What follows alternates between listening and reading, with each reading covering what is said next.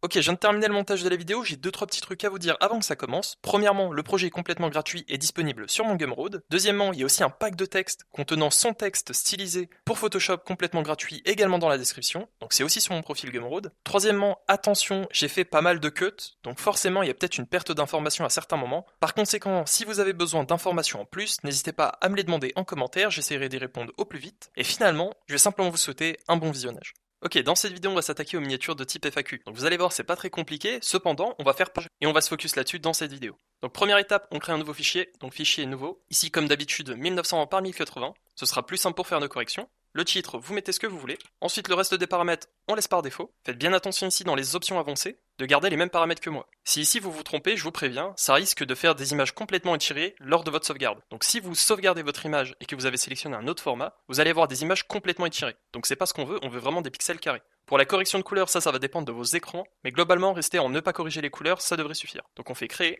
Donc première étape, on va créer notre fond. Pour ça, rien de plus simple, on va le faire directement avec Photoshop, mais vous pouvez également le faire avec une banque d'images. Donc comment on fait? On va tout simplement créer un nouveau calque.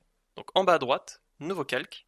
Donc si vous voulez la même interface que moi, on va refaire toute la manipulation ensemble. Donc avant de commencer quoi que ce soit, ici sur le petit onglet, ça va nous permettre de choisir.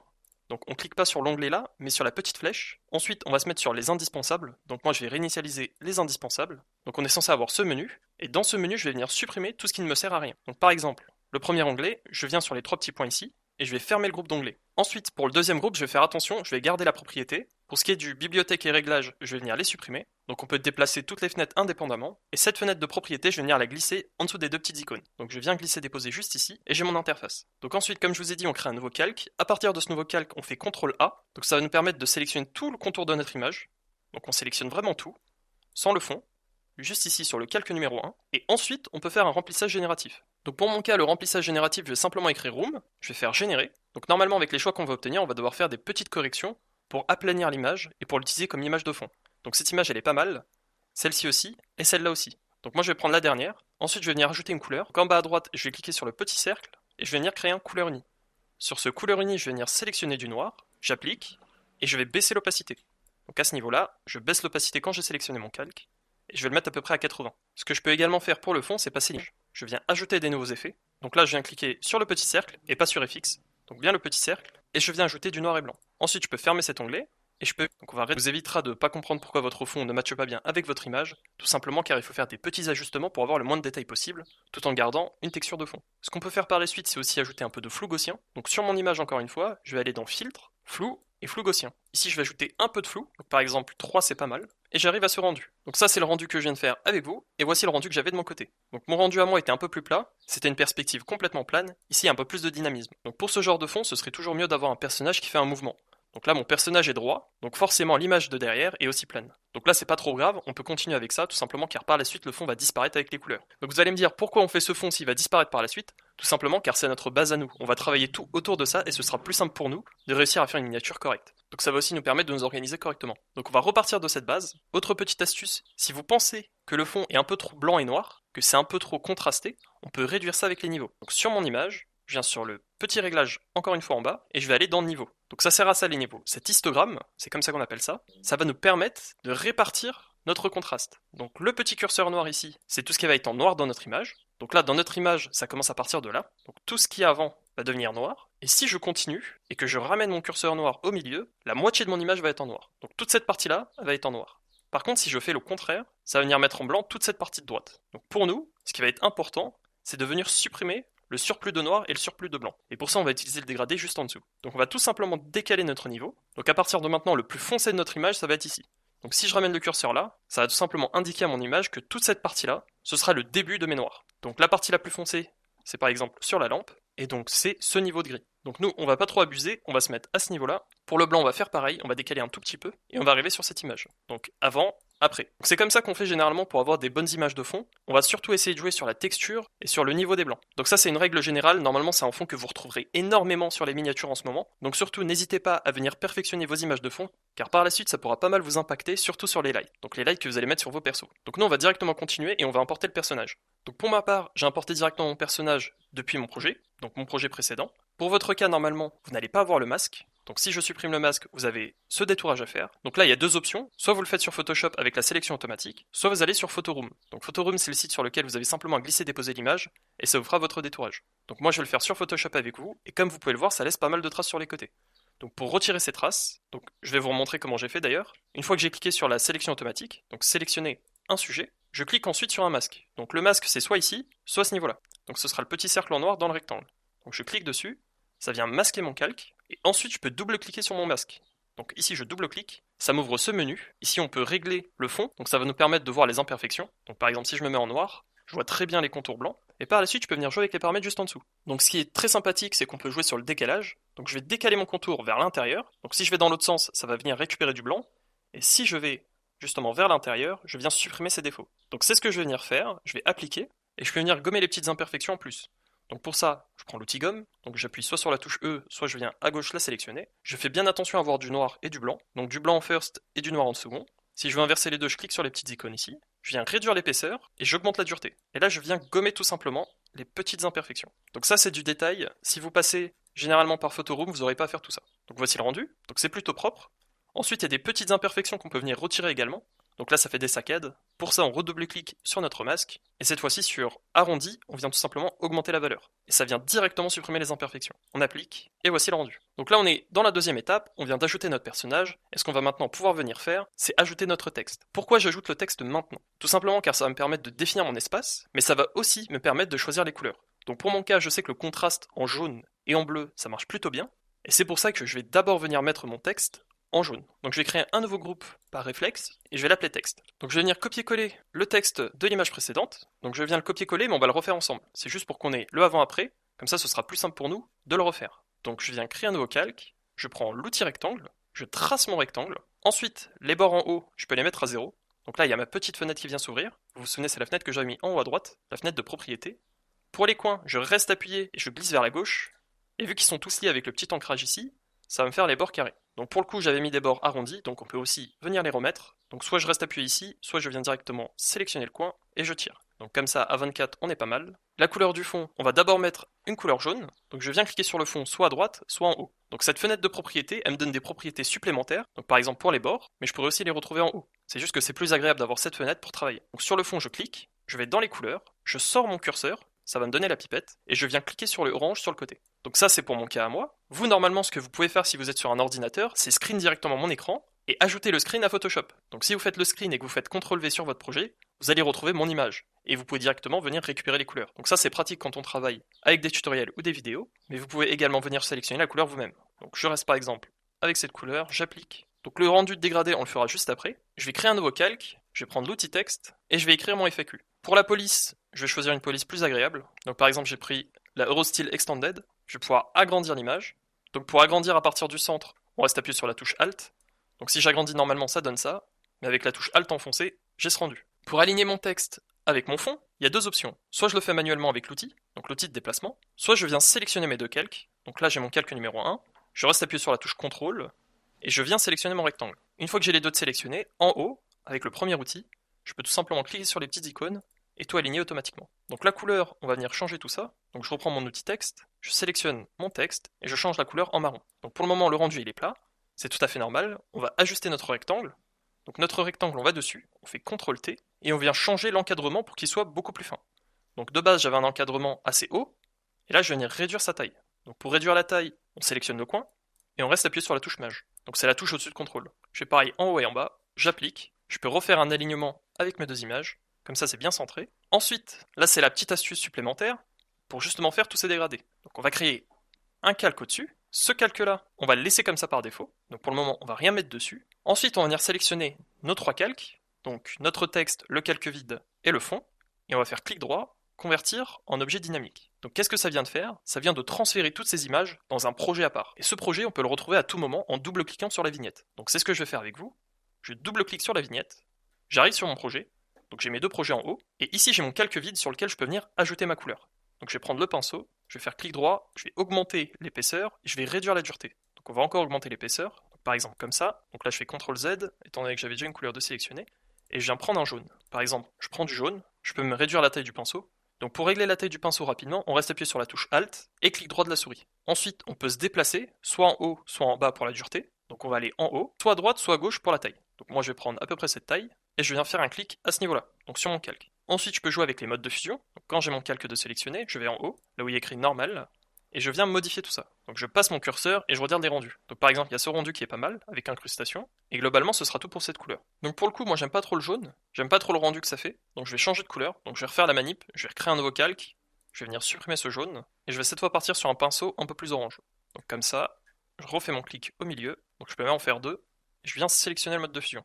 Donc là par exemple, le lumière linéaire, il est plutôt pas mal, et vu que c'est un peu trop prononcé, je peux réduire l'opacité. Donc je vais réduire l'opacité, donc là on est plutôt pas mal, j'enregistre, c'est très important. Donc pour ça je fais CTRL S, et si ça marche pas je vais dans Fichier, Enregistrer. Une fois que c'est fait je peux quitter cet onglet, donc je clique sur la petite croix, et je reviens à ce niveau-là. Donc là il y avait mon ancien texte, et là j'ai le nouveau. Maintenant pour l'inclinaison, étant donné que c'est un projet à part, je peux tout simplement faire CTRL T sur mon objet dynamique, et ça va pas modifier mes images sources. Donc là je viens de retirer les règles, je fais CTRL R, donc si vous aviez pas ces règles là c'est tout simplement CTRL R le raccourci. Sinon j'étais en train de dire que pour les inclinaisons, étant donné que c'est un projet, je vais pas modifier toutes mes images sources. Je vais simplement modifier le rendu que moi je vois. Donc ça c'est très pratique, ça m'évitera de perdre en qualité. Donc pour faire l'inclinaison comme ça, on reste appuyé sur CTRL dans un coin, et si j'étire, j'ai ce résultat. Mais moi je veux le faire sur les deux coins. Donc pour le faire sur les deux coins, on reste appuyé sur la touche Alt en plus. Donc ça va me faire les coins opposés, mais moi je veux les coins les uns à côté des autres. Donc pour ça je reste en plus appuyé sur la touche Maj. Et voici le rendu que j'obtiens. Donc si je reste appuyé sur la touche CTRL, Alt et Maj, je peux faire cette inclinaison proportionnelle.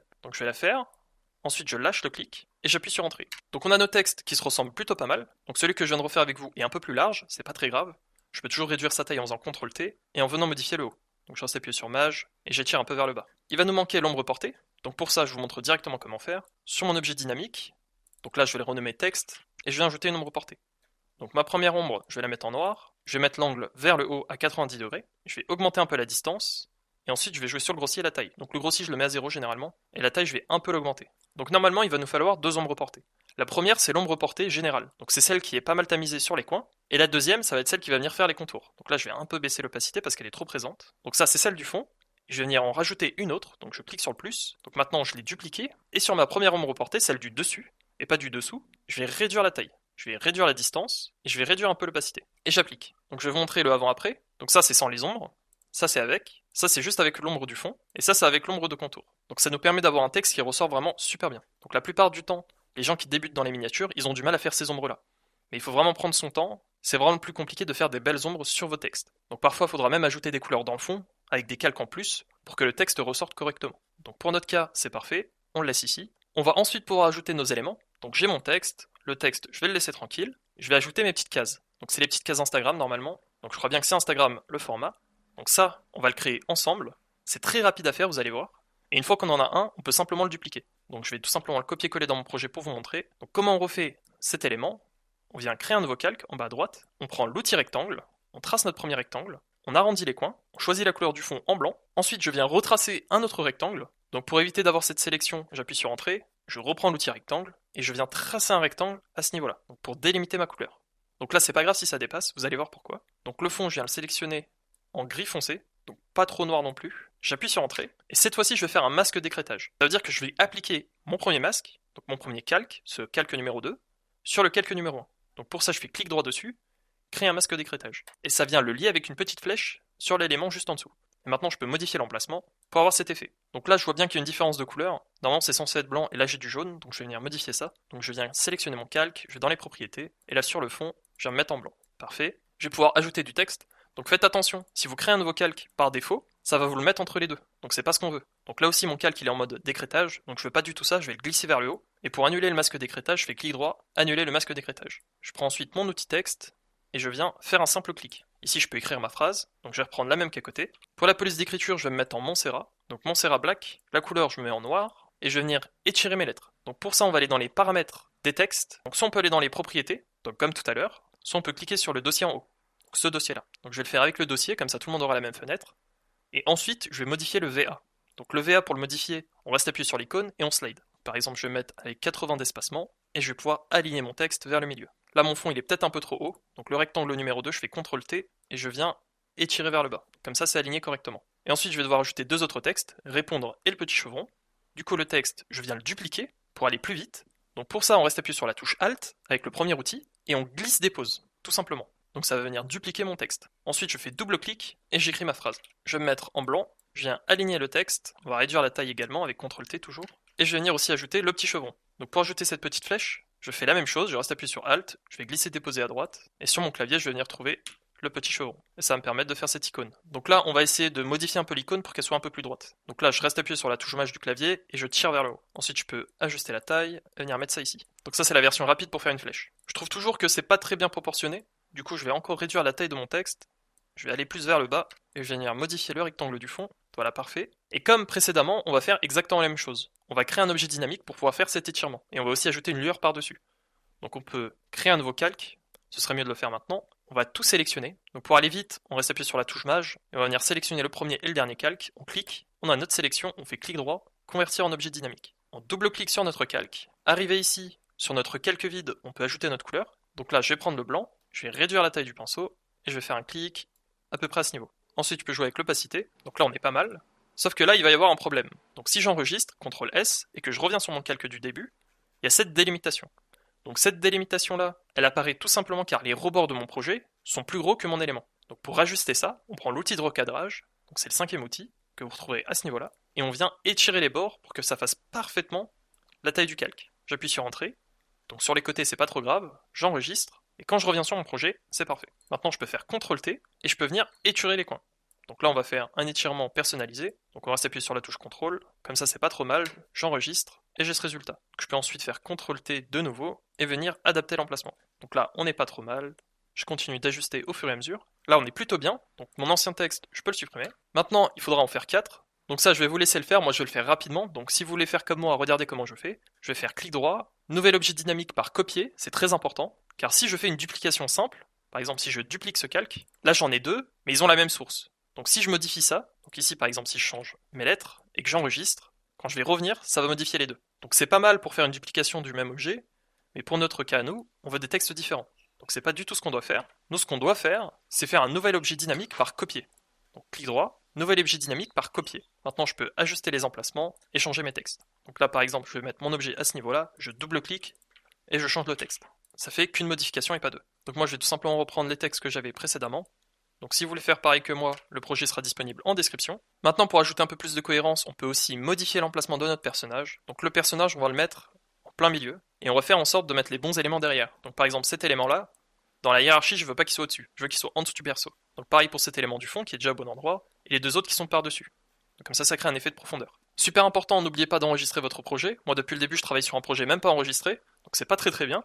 Donc on va faire CTRL S, et on va enregistrer ça, j'appuie sur OK. Mon texte il a disparu, je viens le remettre au-dessus. Maintenant que mes éléments ils sont positionnés, je vais pouvoir ajouter les couleurs. Donc ce qui va être très important, c'est d'ajouter la couleur du fond, car ça va nous permettre de faire les corrections de couleurs sur le personnage. Donc pour ça, je vais d'abord venir trier tout mon projet. Donc les deux calques du fond, je peux les supprimer. Ça c'est un calque vide. Ici j'ai un calque d'arrière-plan qui sert à rien. Tout ça c'est mon fond. Du coup je vais le mettre dans le même groupe. Je sélectionne tout, je clique sur le groupe. Je vais renommer ça en fond. Je vais mettre ça en gris. Je vais créer un nouveau groupe avec mon personnage et les textes. Donc pas les textes mais les FAQ. Je vais renommer tout ça en corps, donc pour dire que c'est les éléments principaux. Je vais mettre la couleur en turquoise, et le texte, je vais bien tout mettre en jaune. Donc pour le moment, on va bloquer le calque de texte. Donc on va mettre le petit cadenas. Pareil pour le fond, on va mettre le petit cadenas. Comme ça, on n'aura que notre corps, et on va commencer à peindre. Donc pour ça, je vais aller en dessous de tout. Je vais créer un nouveau groupe, d'ailleurs, ce sera plus simple. Je vais écrire couleur, je vais le mettre bien en dessous. Je vais créer un nouveau calque dedans, et avec l'outil pinceau, je vais venir peindre avec du bleu. Donc le bleu que je vais choisir, c'est celui-ci. Donc la référence c'est 00C0FF, et ensuite je viens peindre. Donc comment on va peindre? On va peindre en fonction de la lueur qu'on souhaite avoir sur le personnage. Moi je veux que le personnage, il ait une lueur derrière lui et en bas autour de lui. Donc je veux que ça fasse un espèce de V. Je veux pas que la lueur vienne d'au-dessus, mais d'en dessous. Donc je vais commencer à peindre en dessous, donc je vais prendre un très gros pinceau, et je vais faire des petits coups comme ça. Donc là j'ai la lueur globale. C'est très important que le pinceau soit hyper gros, comme ça vous fait des beaux dégradés sur les contours. Ensuite je vais réduire la taille, je vais créer un nouveau calque. Donc aussi, il faut très bien scinder son projet, ça vous évitera de perdre les lueurs.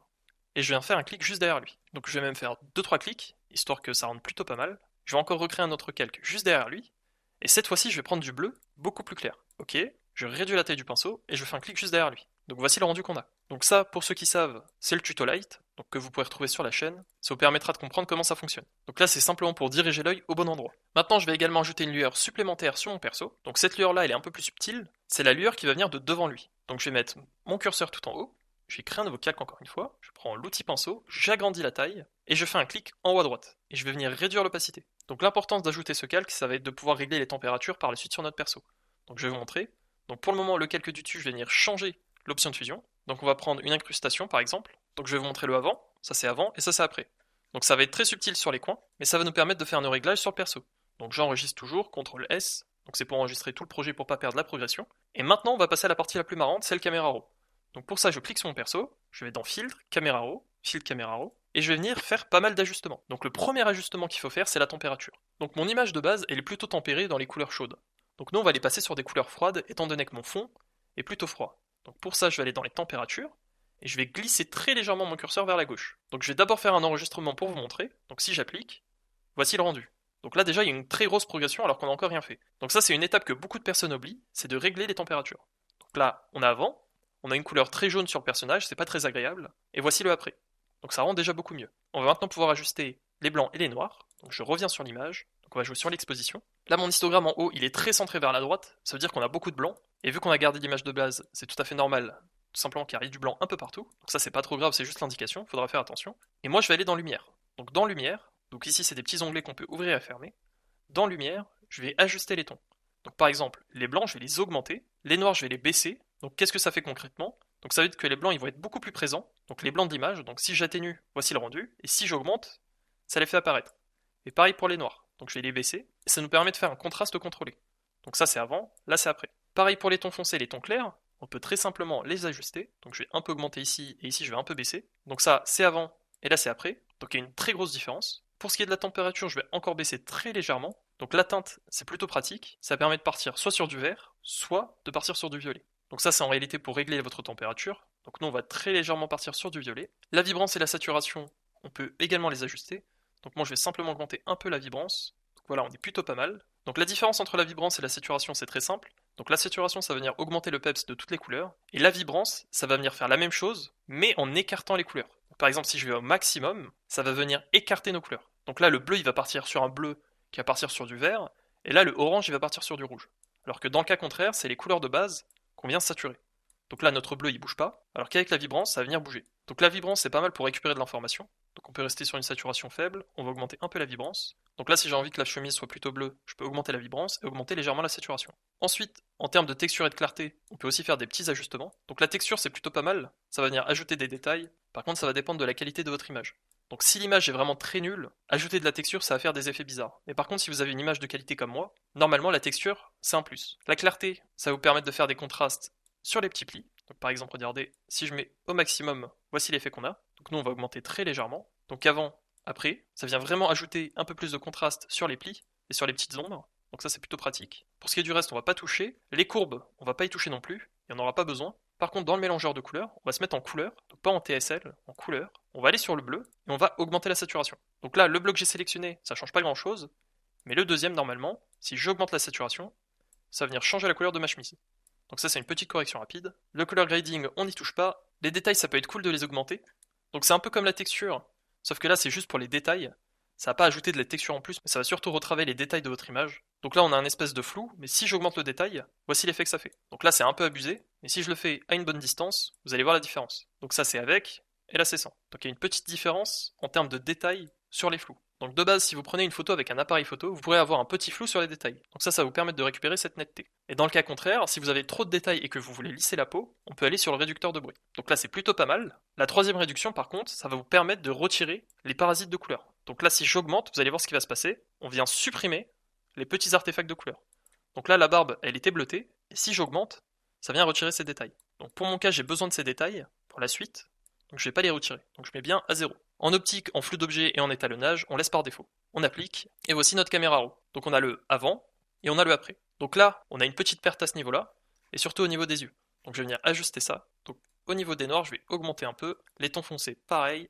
Et je viens récupérer des détails au niveau de mes cheveux et aussi au niveau des yeux. Donc j'applique. Donc voilà, là ce sera beaucoup mieux. Donc le avant, on a une image très très jaune, très très pâle, pas du tout contrastée, une image beaucoup plus saturée, beaucoup plus logique dans la compo. Donc maintenant, il y a une autre possibilité également. Donc c'est la possibilité que j'avais fait de mon côté sur la première version, c'est de partir sur une teinture beaucoup plus orange sur le perso. Donc pourquoi partir sur du orange alors que le contour est bleu? Tout simplement car ça va nous permettre de faire un contraste. Donc voici la version finale. Donc j'avais ajouté un peu plus du jaune sur le côté, et du coup l'image était beaucoup plus saturée et tempérée dans les couleurs chaudes. C'est également une possibilité qu'on peut faire, donc nous on va essayer de le refaire de notre côté. Donc on va aller très rapidement sur le filtre caméra raw, donc on double-clique dessus, et au niveau de la vibrance et de la saturation, on va augmenter la saturation, et la température, on va essayer de trouver une température un peu plus chaude. Donc là c'est très tricky parce que si je retourne dans les températures chaudes, je vais avoir cet effet. Donc c'est pas ce qu'on recherche. On va rester dans les températures froides, mais on va augmenter la présence des oranges. Donc pour ça, mélangeur de couleurs, on va sur le jaune, on décale sur du orange et on augmente la saturation. Et on va faire pareil avec le orange. Je vais le glisser très légèrement vers le rouge et je vais augmenter la saturation. Donc voici l'effet qu'on a. Donc avant, après. Je vais essayer de zoomer. Avant, après. Donc on va perdre l'information jaune sur le perso. Donc c'est ce qu'on recherche, on applique et on a ce résultat. Donc ensuite ce sera à nous d'ajuster par la suite. Donc maintenant, autre petit détail qu'il faudra ajouter sur notre image, c'est tout simplement l'effet de particules. Donc l'effet de particules, c'est tout simplement celui-ci. Donc c'est une image que j'ai générée avec les IA. Donc voici l'image. Donc vous pourrez le retrouver dans le projet dans la description. Je crois que j'avais généré tout ça avec Midjourney. Donc vous pourrez tout simplement essayer quelques prompts et tomber là-dessus. Sinon, pour appliquer notre effet, on va tout simplement se mettre en éclairage, éclaircir, pour le mode de fusion. On va réduire l'opacité et on va devoir ajuster la couleur. Là, on est sur du orange et on va passer sur du bleu. Donc on double-clique dans le vide au niveau de notre calque.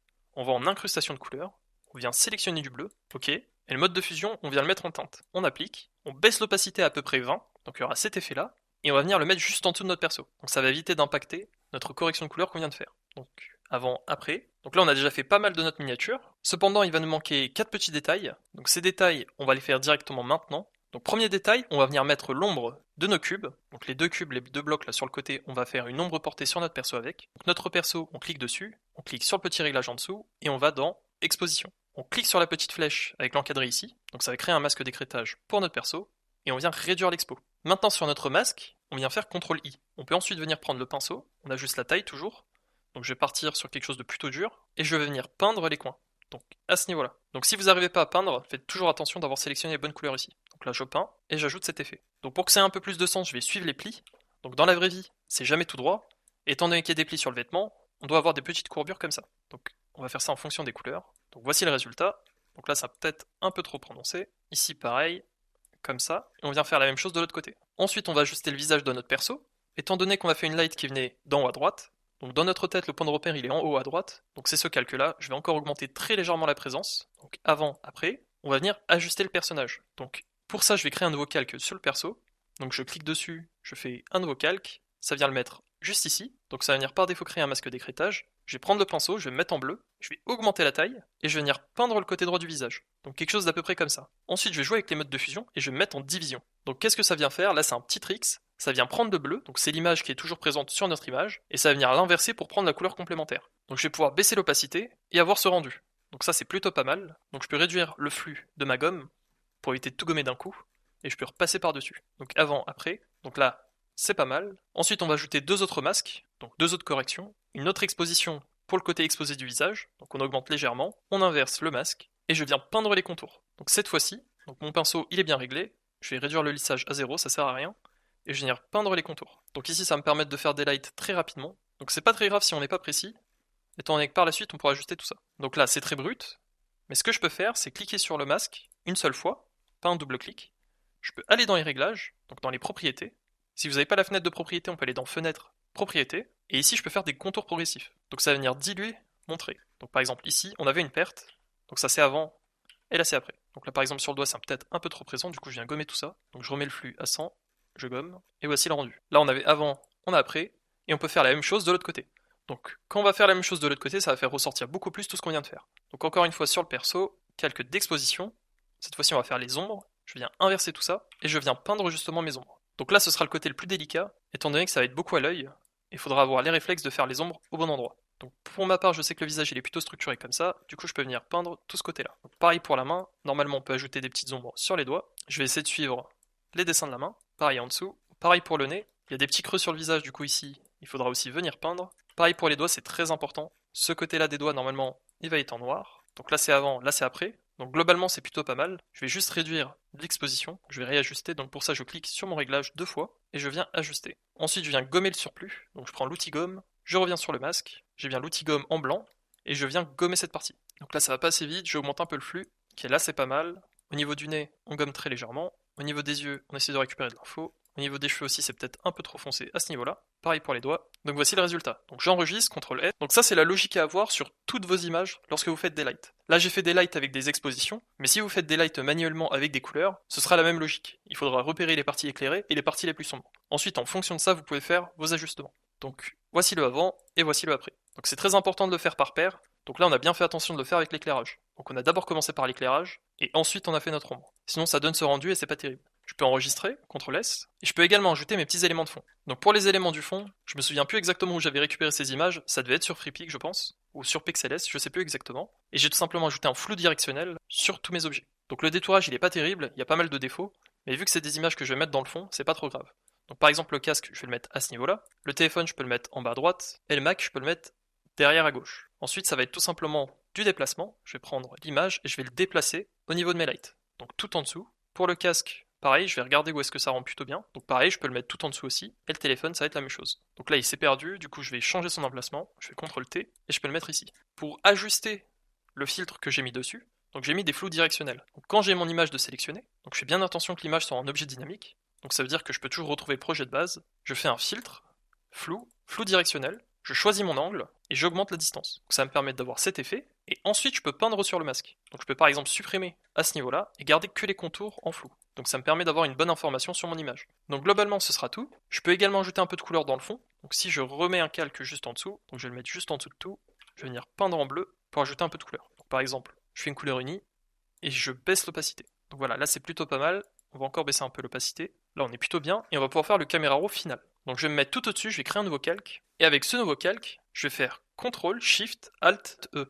Qu'est-ce que ça permet de faire? Ça permet de récupérer tout ce qu'on a dans le visuel et de l'aplatir sur un calque unique. Donc là, si je supprime la visibilité de mes calques juste en dessous, je me retrouve avec un calque qui contient l'image qui était visible. Donc ça c'est plutôt pratique, car je peux transformer tout ça en un objet dynamique. Donc je fais clic droit, objet dynamique. Ensuite je vais dans Filtre et Caméra Raw. Et ça me permet de faire le Caméra Raw global. Donc ce qui va être important dans le Caméra Raw final, ça va être de faire un bon contraste global, de régler les couleurs et de mettre un flou de fond. Donc je vais vous montrer. On va commencer directement par les couleurs. Donc je peux soit saturer le tout, donc sans exagérer. Je peux également faire une petite vibrance, donc avant, après. Je peux jouer sur la texture et la clarté. Donc la clarté c'est plutôt pas mal. Pareil pour la texture. On va récupérer pas mal de particules sur les éléments et ça va venir les ajuster en fonction de ça sur le visage. Donc là c'est plutôt cool. Pareil pour le vignettage. Donc dans effet, dans vignette, je peux soit réduire pour avoir cet effet là, soit augmenter pour avoir l'effet contraire. Donc moi je vais réduire un peu. Le grain, ce sera selon vos préférences. Donc si vous augmentez le grain, vous avez cet effet de film. Donc c'est plutôt pas mal. Moi je vais le garder. Pour ce qui est de la correction de couleur, c'est là où ça va être le plus important. Dans votre mélangeur de couleurs, vous avez le choix. Soit vous restez sur ce bleu là, soit vous pouvez le changer et partir sur du turquoise. Donc soit vous partez sur du turquoise complet, donc c'est vous qui voyez, soit vous partez sur du violet, donc c'est aussi une possibilité, soit vous pouvez partir sur un bleu beaucoup plus foncé. Donc on va partir sur le bleu clair et on va le décaler vers du bleu foncé. Ensuite on peut augmenter la saturation. Pareil pour le orange du visage, on peut l'ajuster. Donc le jaune, je peux partir sur du orange. Donc par contre là il faudra faire attention parce que ça peut impacter votre texte. Donc nous on va pas le faire. Pour le orange là on peut décaler peut-être vers du rouge. Donc c'est pas mal. Donc si je pars vers du jaune, j'ai cet effet, et si je pars vers du rouge, j'ai cet effet-là. Donc là c'est pas mal, par contre le rouge est peut-être un peu trop présent, du coup je peux peut-être l'ajuster un tout petit peu. Donc voilà, là c'est plutôt cool. Pour le color grading, généralement pour ce genre de miniature c'est plutôt bien de l'utiliser, mais étant donné qu'on a déjà fait pas mal d'ajustements, le rendu risque d'être un peu trop plat. Donc là on a pas mal de pics de couleurs, et si j'utilise le color grading, donc on va partir par exemple sur les tons foncés et que je pars sur du bleu, ça va venir tamiser toute mon image. Donc ça peut être cool d'en mettre un tout petit peu, par exemple comme ça, mais peut-être que sans ça rendrait mieux. Donc là c'est vous qui voyez. Bon, je peux par exemple le garder et réduire encore un peu sa présence. Donc là, c'est plutôt pas mal. Ok, ici j'aime bien. Pour la netteté, on peut toujours jouer avec. Donc il n'y a pas trop d'utilité, étant donné qu'on a ajouté pas mal de netteté au cours de toute la miniature. Et pour ce qui est du flou, on va directement l'ajouter depuis le caméra raw. Donc en bas à droite, le flou d'objet, on va appliquer. Donc si vous avez une version antérieure de Photoshop, vous n'avez peut-être pas cette option, elle vient d'arriver. C'est assez récent en réalité. Avant c'était en accès anticipé et encore avant on l'avait pas. Donc ça va vous permettre de faire un flou sur le fond. Donc avant il fallait le faire manuellement. Donc là je vais réduire la plage de mise au point. Ok, là c'est peut-être un peu trop. Comme ça c'est pas mal. Je vais également faire la mise au point un peu plus précisément sur le personnage. Ok, là c'est agréé l'intensité. Là je suis plutôt bien. Et vous appliquez. Et voici le rendu. Donc on va faire le avant-après. Donc ça c'est le avant. Donc c'est tout ce qu'on a fait manuellement. Et avec le caméra au final, on a cet effet. Donc là, ça vient vraiment ajouter un petit plus sur toute la miniature. Bien évidemment, c'était tout pour cette vidéo. N'oubliez pas le projet disponible en description. Ok, j'essaierai d'y répondre au plus vite.